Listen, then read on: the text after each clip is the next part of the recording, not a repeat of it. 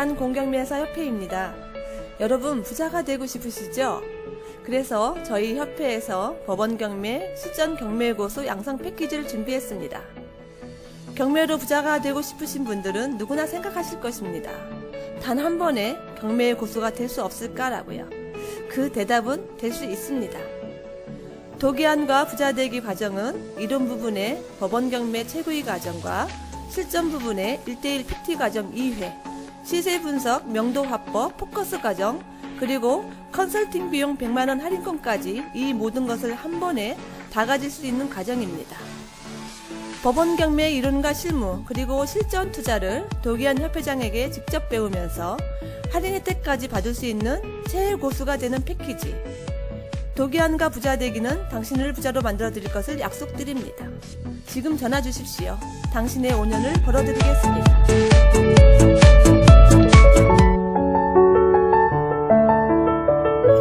네, 안녕하십니까. 도기한의 경매왕의 도기한입니다. 오늘 할 방송은 1:1 PT분들이 이제 보내주신 질문들에 대한 해설을 제가 해드릴 거예요. 며칠 있으면은 그 한가위죠. 민족의 명절 한가위입니다. 금년도 2014년도 한가위는 저에게는 큰 의미가 있는 것 같아요. 여태까지 살아왔던 거하고 굉장히 다른 방식으로 살게 되고 다른 환경에서 살게 되는 것 같습니다. 저한테 이제 그 2013년, 14년은 아주 평생을 두고도 기억에 남는 한 해가 될 것 같습니다. 저한테 여러분들은 이제 저를 보실 때 사업이 무조건 잘 되고 있으니 저 사람은 꽤 행복할 것이다 라고 생각하시는 분들도 많으실 거예요. 하지만 그렇지 않습니다. 모든 곳에는 뭐 높은 산이든 낮은 산이든 서로 이렇게 굴곡이 있고 기복이 있지 않습니까? 옛날에는 그런 말도 있죠. 산이 높을수록 그림자가 높다, 그림자가 짙다, 이런 말들도 있습니다. 그런 것처럼 주로 이렇게 큰 일을 하시는 분들이 사소한 일에서 실수를 하게 되고, 그러잖아요. 대통령을 하시는 분들은, 굉장히 높은 자리에 계시지만은, 실제로는 또 알고 보면, 상당 부분 국민의 또 반수가 반대하는 사람이기도 하는 것이죠. 그렇죠. 여러분들이 그 이름이 나지 않으면 누가 여러분을 반대하겠습니까? 그래서 옛날 성현의 말씀에 내가 잘났다고 나서지 않으면 누가 나를 흠잡을 수 있겠는가, 이런 말들도 있습니다. 그게 맞는 거죠. 그래서 모난 돌이 정 맞는다, 이런 표현들도 있는 것이고, 하여간 저에게는 2013년하고 14년이 기억에 남는 한 해지만은 실제로는 작년 기준으로 해서 한 3년 정도 상당히 회사 내부에 경영하면서 인생이 달아질 대로 달면서 저의 어떤 그 인성의 끝, 저의 어떤 인내력의 끝까지 엿봤던 것 같습니다. 아마도 그 아이디어가 창창하게 넘칠 때에는 성공의 가도가 쭉쭉쭉 갑니다. 여러분들은 아마 이제 요 질문을 본격적으로 들어가기 전에 제가 이제 이번 여담이 시작됐으니까 말씀을 드리냐면요. 제가 하는 이 경매 사업은요,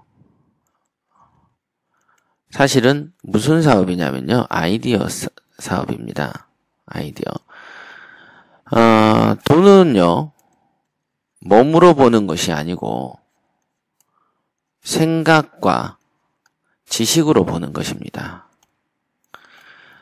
몸으로 보는 산업이 우리가 1차죠. 1차 산업이다 그래서 옛날에 농업, 공업, 수산업 이런 것들이 1차 산업에 분류되고 이런 걸 육체 노동이라고 표현하죠. 하지만 우리가 돈을 벌었다 하는 사람들이 육체 노동하는 사람은 없습니다. 주로 지식과 생각으로 하죠. 그렇기 때문에 경매사라는 사업 또한 아이디어로 돈을 버는 것입니다.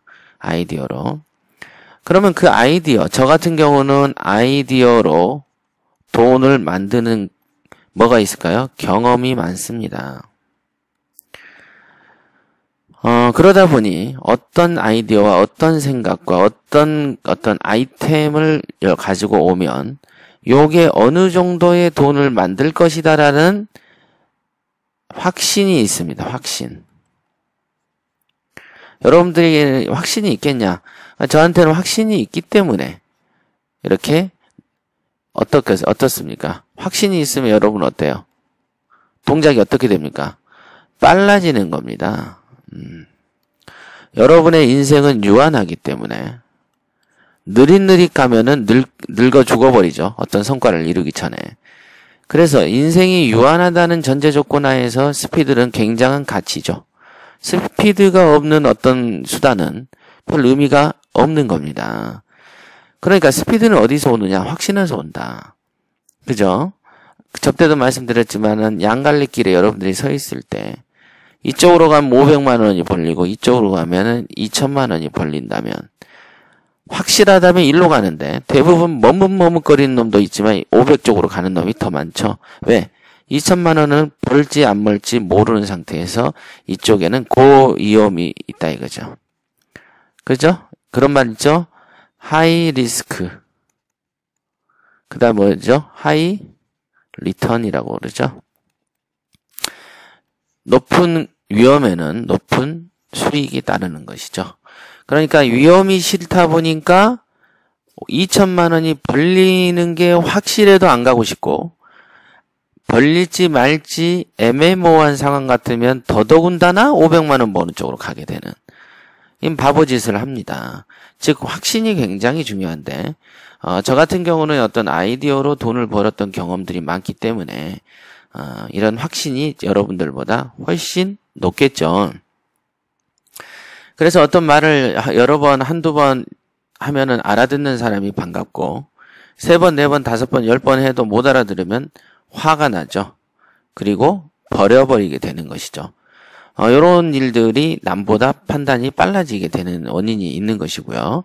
여러분들도 경매를 통해서 돈을 벌고 싶다라고 하시면은 이런 확신을 가지면 동작이 빨라진다라는 거. 그럼 확신은 어떻게 해야지 확신이 생기는가?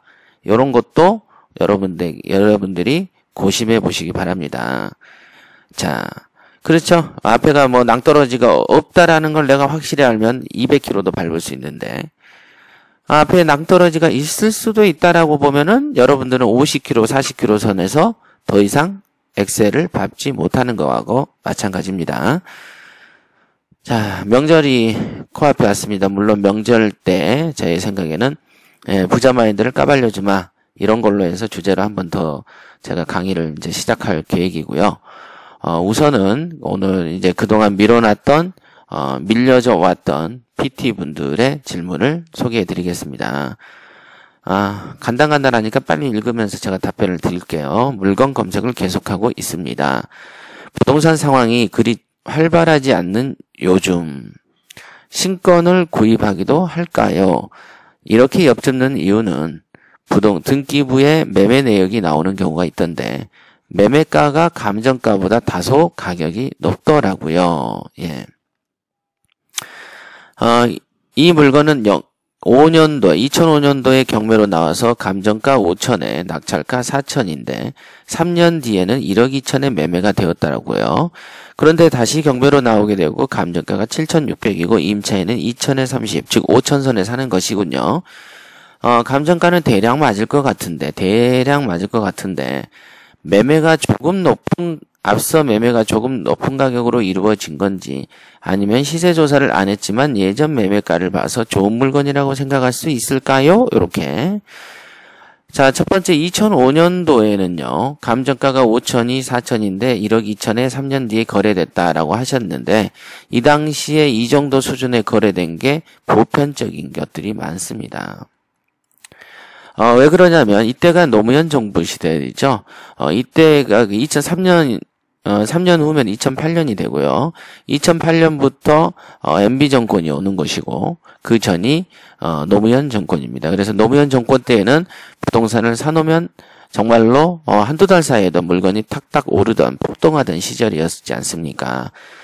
벌써 이제 세월이 꽤 가서 여러분들이 이제 기억이 잘 안 나실 수도 있습니다만은 이 당시에는 정말 경매 투자로 돈을 몇 억씩은 뭉텅뭉텅 쉽게 벌었던 시절입니다. 이 시절에 이제 빚을 못 본 거는 지금 여러분들이 경매를 시작하는 분들은 이 시절을 놓치신 거가 상당히 안타깝고 아쉽겠지만은요. 결국은 경기는 순환되고 돌아오기 때문에 또다시 이렇게 부동산이 오르는 시절을 한번 맞이하거나 그때처럼 정형화돼서 오르지는 않더라도 반드시 오르는 것 같지만 살짝 변형이 되어 있는 어떤 경기가 또 오면 그때 여러분들은 열심히 이렇게 공부를 해서 돈을 또 한 번 벌으셔야 되는 기회가 올 것이다 라고 저는 생각을 하고 있습니다. 물론 그런 기회가 오기만을 기다리면서 투자를 게을르게 하는 것 또한 멍청한 일이죠. 올지 말지 모르는 상황에서 우리가 할 수 있는 선택은 안 온다라고 판단하고 행위를 하는 것이 올바른 선택이 되지 않겠습니까? 그렇죠? 그래서 이 당시에 2008년도에 1억 2천에 매매가 된 것은 보편적인 현상 중에 하나였고요. 그 뒤로 경매가 13년에 나온 거 아니겠습니까? 그죠? 2013년에 7,600이 나왔다. 이거는 뭡니까? 2008년도에는 1억 2천에 거래가 됐지만 2013년도 이 기간 동안에 경기 하락으로 인해서 부동산 가격이 좀 떨어진 것이죠. 아마 그런 자연스러운 현상입니다. 그런데 이제 여기 말씀처럼 질문은 시세 조사를 하지 않았지만 예전 매매가를 봐서 좋은 물건이라고 할 수 있겠는가? 그렇게 판단하면 안 됩니다. 어떤 판단 근거, 즉 과거에 이렇게 잘 나갔던 게 지금 현재 이러니 나중에도 좋지 않겠냐? 이거는 굳이 연관성을 두고 판단할 근거도 없다라고 보시면 되고 굳이 기대할 가치도 없다라고 볼 수 있겠습니다. 굳이 기대를 하신다면 어떤 경우를 기대하시면 좋냐? 만약에 여기가 이제 과거에 뉴타운 지역이었어요. 근데 뉴타운이 요즘에 해제되지 않습니까? 그러면 해제됐으면 이때 매입하는 입장에서 야, 향후에 다시 경기가 활성화되면 경기가 좋아지면 이 뉴타운이 됐다가 해제된 지역의 부동산을 사면 나중에 오를 수도 있지 않을까요? 라고 말하는 추론은 틀리다고 볼 수는 없습니다. 왜냐하면 뉴타운이 해제되는 이유 중에 하나가 예산 부족이거든요. 예산이 없어요. 지금 지방재정이요. 전부. 그렇기 때문에 경기가 활성화돼서 제일 먼저 부동산 정책을 쓴다고 하면은 과거의 뉴타운 지역이었던 곳을 손대는 것이 가장 빠르기 때문에 당연히 미리 뉴타운 지역의 물건을 사놓는 이 행위는 옳습니다만은 지금처럼 그런 어떤 조건이 아닌 과거에 올랐던 집이 경기 하락으로 낮아졌으니 과거에 오를 때를 기억해서 높아질 것이다라고 판단하는 것은 이건 성급하고 근거가 없다라고 볼 수 있겠다 이렇게 보시면 되겠습니다. 자, 이런 거죠. 그래서 지금도 이제 처음 질문은 요즘에도 신권을 구입하기도 할까요? 예, 하는 사람이 있습니다. 하는 사람이 있기는 있습니다만은 이거는 당연히 비추죠. 비추. 추천할 필요가 없는 것이고 특히 경매의 실무를 배우시는 분 입장에서는 이런 발상은 아예 쳐다보지도 않는 것이 좋습니다. 자, 질문 2. 지분 매각인데요. 임차인의 보증금을 인수하게 될 경우에 어떻게 진행되는지 궁금합니다. 보증금이 1,000만 원인데 전액 매수인 인수 예상이라고 되어 있어서 1,000만 원의 지분만큼 인수하는 게 맞을 것 같은데 그게 아니라 전액을 인수한다고 되어 있는 것 같다. 어떻게 되는지요? 예. 이것도 간단하죠? 이 땅에 이 건물에 예를 들면 건물이라고 보시고 요만큼만 매입을 했어요. 근데 임차인의 보증금 누구한테 줬어요? 이 땅 주인과 이 땅 주인 A하고 B한테 똑같이 1,000만 원을 줬다 이거예요. 1,000만 원을 준 거죠. A, B한테. 그죠? A하고 B한테 1,000만 원을 줬지만 경매로 나온 건 지금 B 지분만 나와서 여러분들이 C가 이걸 매입을 한 거죠. 그럴 때 임차인이 1,000만 원을 전액 매수인 인상한다고 하니까 C 혼자서 1,000만 원을 물어주면 어때요? 억울하죠? 억울하죠? 예, 억울합니다. 그래서 우선은 물어줍니다. 왜? 주택임대차보호법상 임차인 보호가 최우선이기 때문이죠. C는 임차인에게 1,000만 원을 물어주고 A에게 야, 내가 1,000만 원 물어줬으니까 네가 500만 원 내놔라 라고 구상권을 행사할 수 있는 것입니다. 그러면은 A는 뭐 당연하게 양식이 있는 사람은 알아서 할 것이고 안 되면 재판을 하는 것이다. 이렇게 보시면 됩니다. 그러니까 뭐 C 입장에서는 크게 억울할 건 없죠. 성가신 게 존재할 뿐이죠. 아마 이제 그것이 궁금했던 것 같습니다.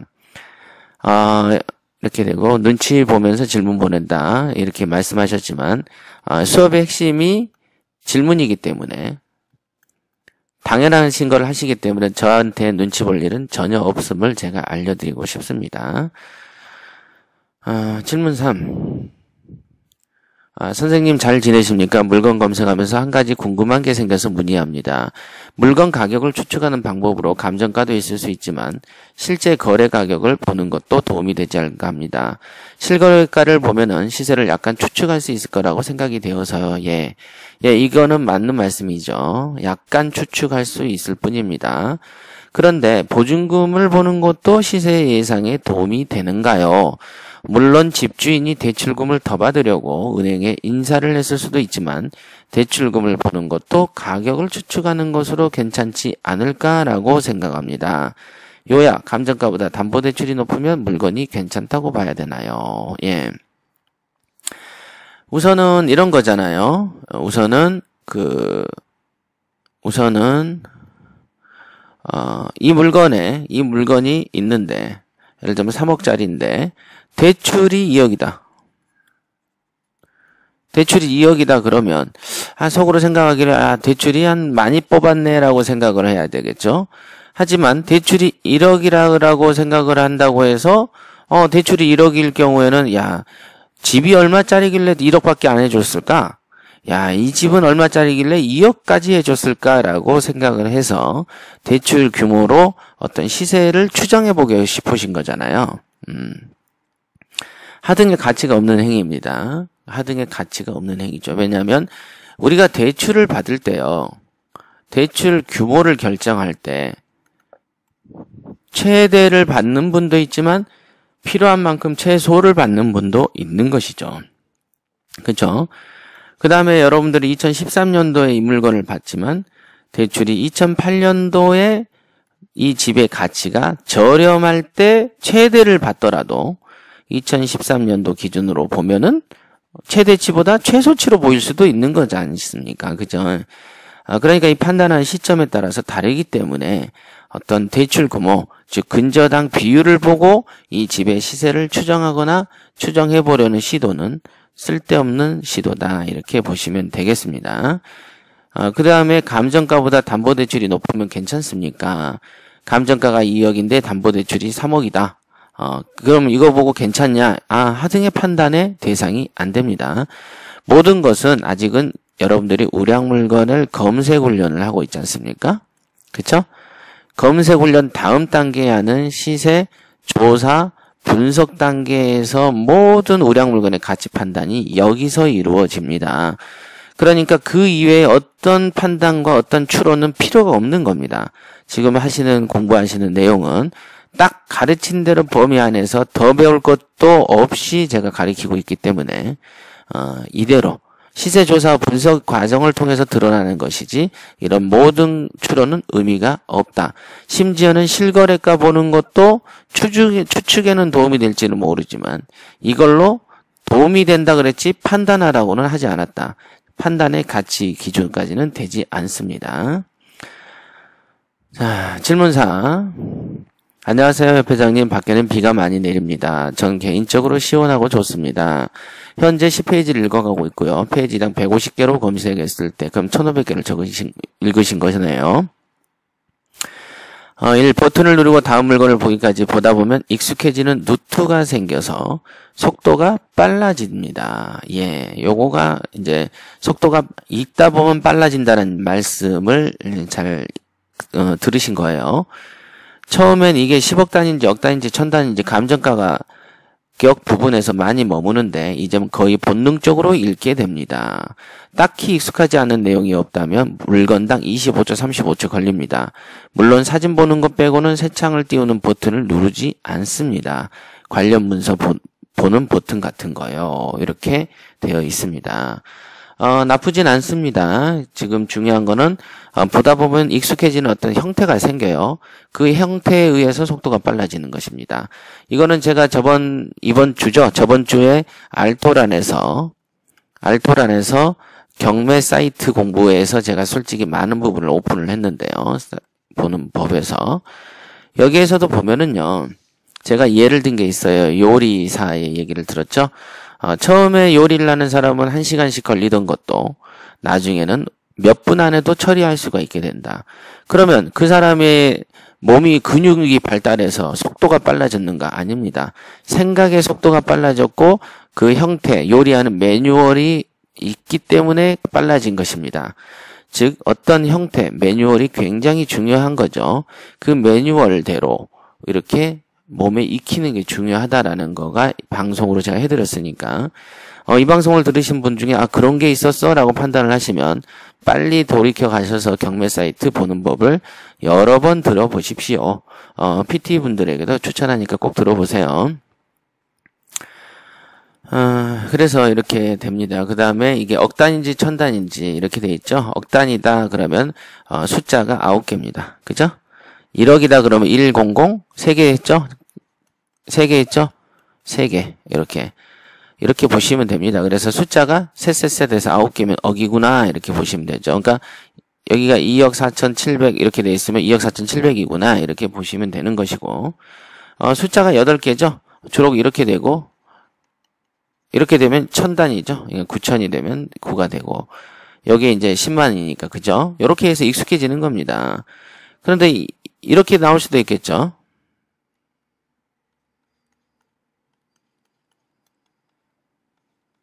그러면 여기가 9개가 억이라고 했지 않습니까? 그러면 2,971억 이렇게 되는 거고 2가 없으면 어떻게 됩니까? 971억 이런 식으로 쉬워요. 그래서 이 돈 단위가 익숙해졌다는 말씀에 상당 부분에 제가 공감을 하고 있습니다. 아마 이런 능력도 빨라지는 거예요. 독해 능력이.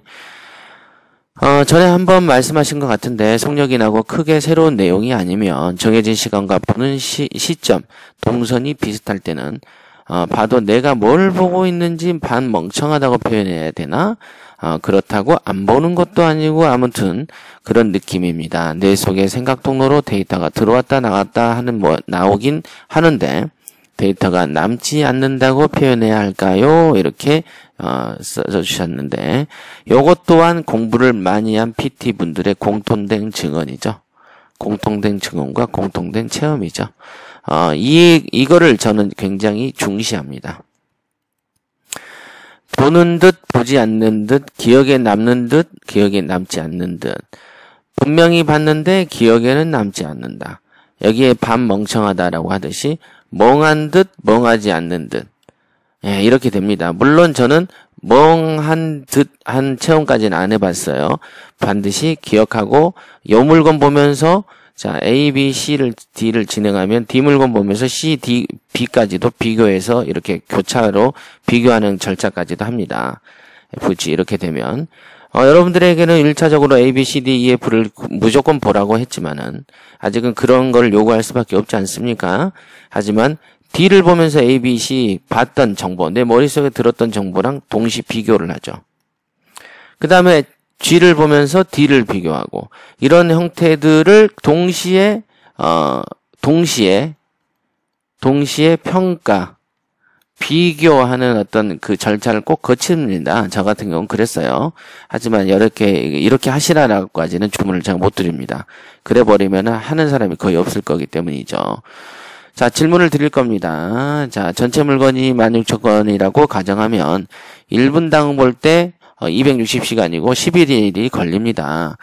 24시간 동안 쉬지도 먹지도 않고 자지도 않을 때 이 정도 걸립니다. 이렇게 됐죠? 근데 금방 말씀처럼 30초가 걸린다고 하면은 어떻게 됩니까? 30초라고 하면은 한 6일 정도 걸리겠네요. 그죠? 안 쉬었을 때. 자, 30초 절반을 해도 5.5일인데 이건 일주일 내 보셨다니 얼마나 빠른 속도길래 혼자 놀랍니다. 하다가 문득 생각이 들었는데요. 예. 안 그래도 어제 PT분들이 다른 분이 여쭤봤어요. 제가 이거를 한 때는요, 2003년인가 2년도입니다. 2003년과 2년도니까 물건 수가 지금보다는 현저히 적었을 겁니다. 그렇죠? 현저히 적죠. 그래서 아마 제가 7일 걸린 것 같습니다. 그리고 여러분들 중에서 지금 1회독을 하신 분들이 어떤 여성분이 하나 있는데 그분은 정확하게 20 며칠 만에 하신 걸로 제가 기억을 하고 있습니다. 예, 그렇게 하고 있어요.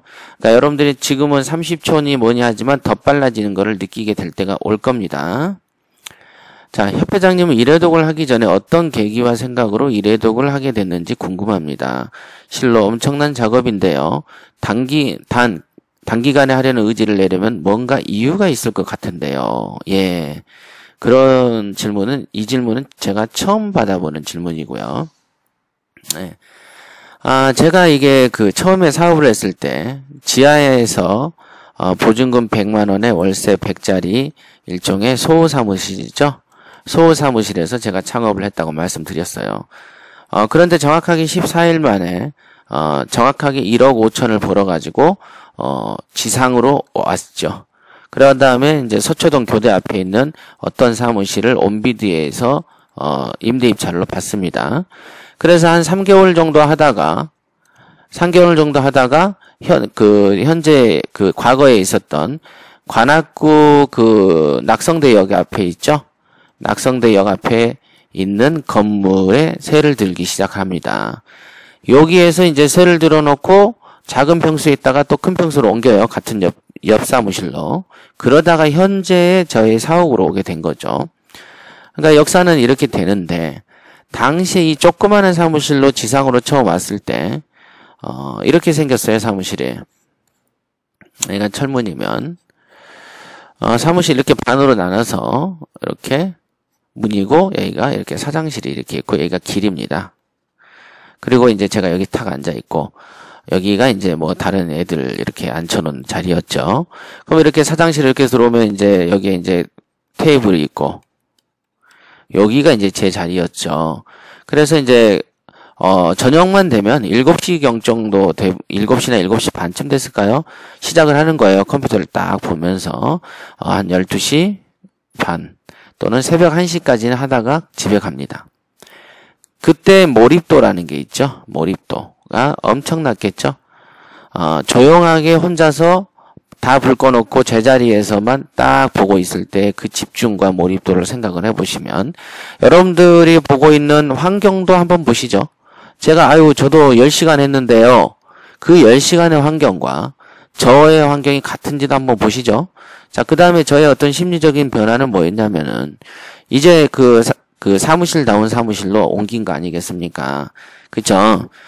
그래, 저는 원래 법원 앞이 좀 싫더라고요. 산만하고. 온통 사람들 기운이 별로 좋지 않아요. 기운이라는 게 있는데 별로 좋지 않아서, 그때 이렇게 옮겼던 것이고요. 이때 저의 마음은 뭐였냐면은, 이제 본격적으로 사업을 한다라고 생각을 했고, 본격적으로 사업을 하는데 뭔가를 해야 된다는 생각을 했었고, 그 뭔가를, 이 옥션 사이트를 아주 그냥 일종의 조지는 거죠. 그죠?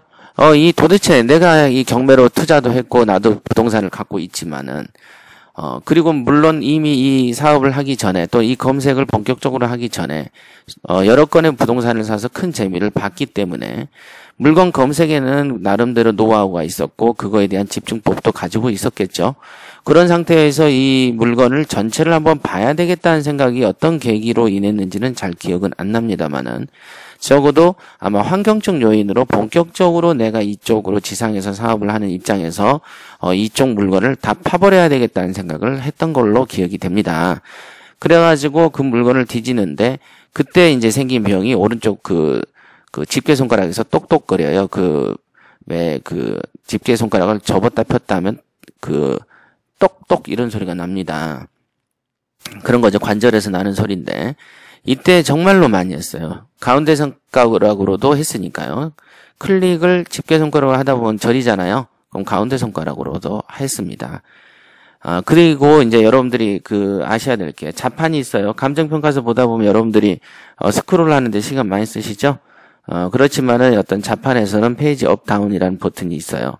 엔드하고 홈 버튼이 있죠? 그래서 엔드하고 홈 버튼을 쓰고 페이지 업 다운을 쓰면은 일반적인 파일을 볼 때 집중해서 보면서 페이지가 지나가는 속도가 어마무지하죠. 그리고 저 같은 경우는 과거에 그 고시 공부를 했었기 때문에 고시생들의 특징이 뭐냐면 독서의 책을 읽는 습관과 어떤 집중도가 사실은 굉장히 좋습니다. 그 다음에 또 제가 했던 게 옛날에 속독도 공부했던 게 있습니다. 그러니까 속독했지, 고시 공부했지, 환경 바뀌었지, 간절했지.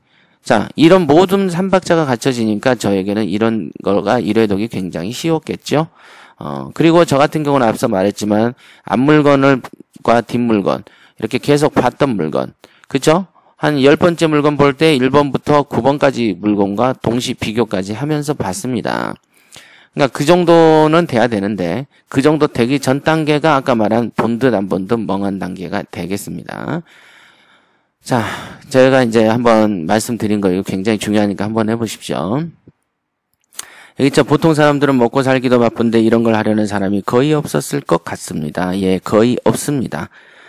제가 알기로 제 주변에서 일회독을 했네라는 사람은 제가 강요하거나 교육을 해서 하는 분들은 있지만 이거를 10회독 했어요, 20회독 했어요, 아이고 뒤지는 게 쉬워요 이렇게 말하는 사람 아무도 없습니다.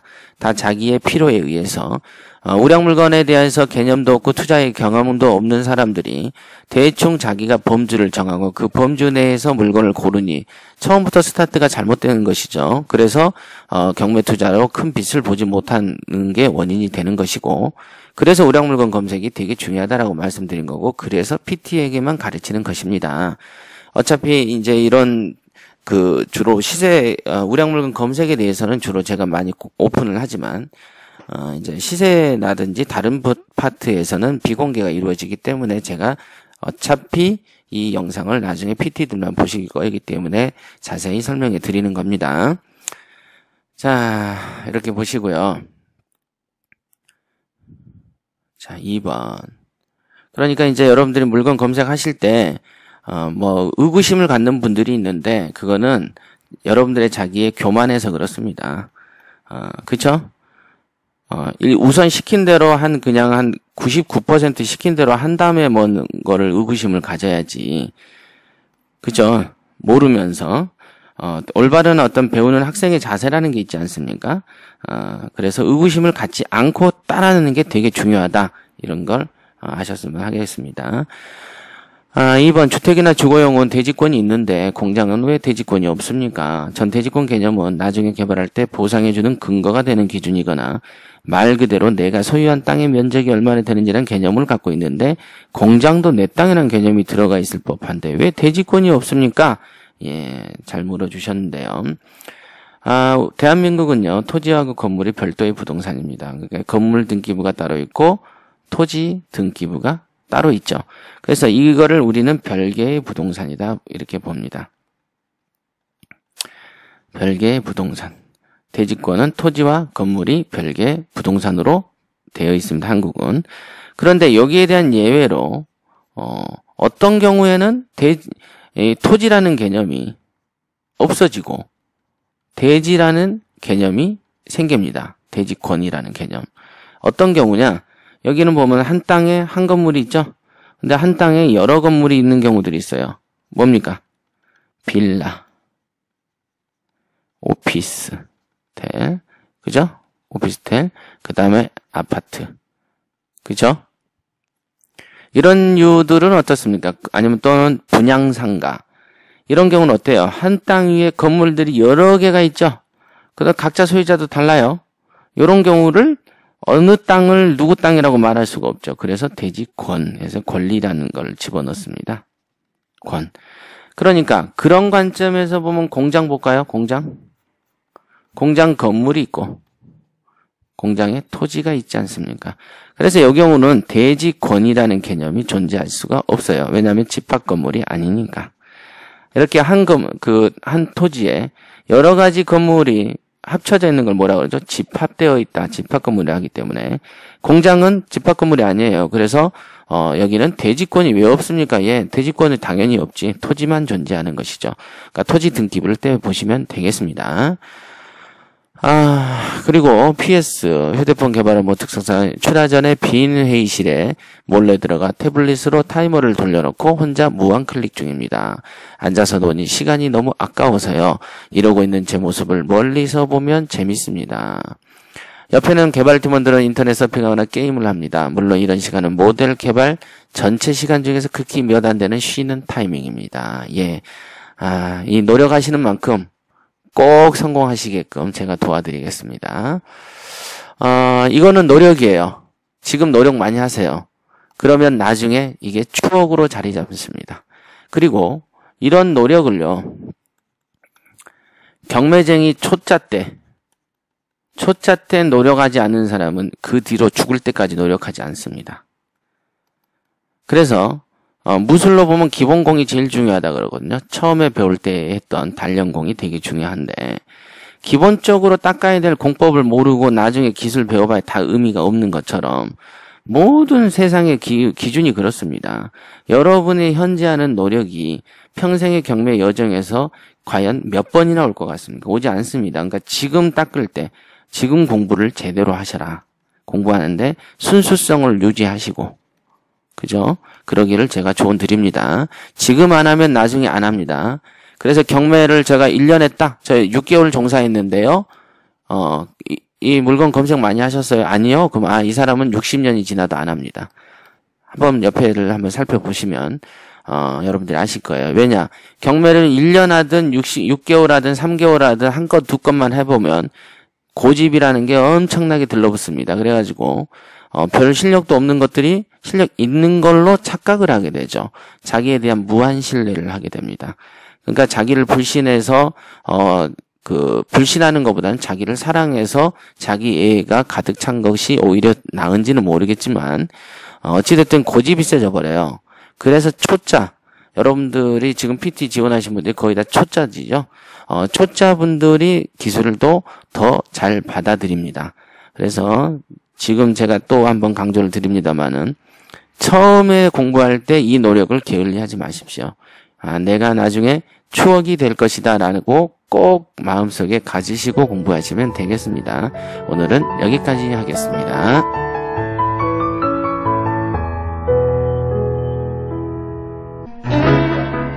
건강하고 행복한 한국을 지향하는 큐어코리아에서 전립선으로 고생하는 남성과 수족냉증으로 고생하는 모든 분들에게 희소식을 전하고자 합니다. 볼케이노 파워, 미국 FDA OTC로 등록된 상품을 소개합니다. 최근 전립선 질환으로 고생하는 분들이 정말 많습니다. 배뇨불쾌감으로 새벽에도 몇 번씩 잠이 깨는 분들, 평상시에도 배뇨장애로 스트레스가 차고 넘치는 분들, 손발이 차서 여름에도 고생하는 분들, 볼케이노 파워는 이런 급성 전립선 질환이나 그에 따른 배뇨장애로 고생하는 분들의 많은 임상체험 사례를 보유하고 있습니다. 전립선 질환으로 인한 배뇨장애로 고생하던 한 남성분은 복용 후 증세가 즉각적으로 크게 개선되었다는 의견과 함께 남성의 자신감을 함께 되찾게 되었다고 말씀하셨고, 수족냉증으로 인해 몇십 년 동안이나 여름에도 양말을 신던 한 여성분은 복용 후 단기간에 신던 양말을 벗어던질 정도로 탁월한 효과를 보셨다며 감탄하셨습니다. 이런 만큼 볼케이노 파워는 오직 남성분들에게만 권해드리는 제품이 아닌 여성들에게도 매우 반가운 제품입니다. 정말 놀라운 것은 볼케이노 파워는 안전한 한방 생약 원료로만 만들어져 부작용이 전혀 없습니다. 그 까다로운 미국의 FDA OTC 심사를 거친 제품인 만큼 안전성에 있어서는 믿을 수 있다는 것을 아시겠죠? 현재 주식회사 큐어코리아는 미국 유럽에서 한국 돈으로 33만원에 판매하는 볼케이노 파워를 파격적인 가격으로 한국 볼케이노 체험단에게만 제공합니다. 볼케이노 체험단 참가를 지금 서두르세요.